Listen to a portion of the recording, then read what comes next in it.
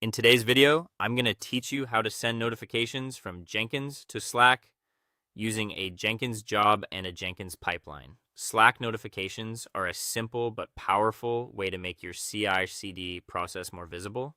Instead of constantly checking Jenkins to see whether a build passed or failed, you can have Jenkins send updates directly into a Slack channel as soon as something happens.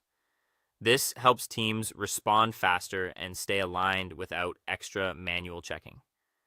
To get started, open your Jenkins dashboard in a web browser. From the left-hand menu, go to Manage Jenkins, then Open Plugins, sometimes shown as Manage Plugins. In the Available Plugins tab, search for Slack notifications. Select the official plugin and install it. If Jenkins asks for a restart after installation, go ahead and restart so the plugin is fully available. Once Jenkins is back online, return to Manage Jenkins and open Credentials. Inside the global domain, choose Add Credentials. For the credential kind, select Secret Text. In the secret field, paste your Slack integration token. In the ID field, enter Slack secret token. Then create the credential. This keeps the authentication value stored securely in Jenkins, rather than placing it directly into jobs or pipeline code. Next, go back to Manage Jenkins and open System or Configure System, depending on your version.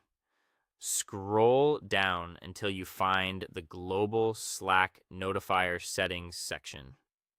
In the Workspace field, enter your Slack Workspace subdomain.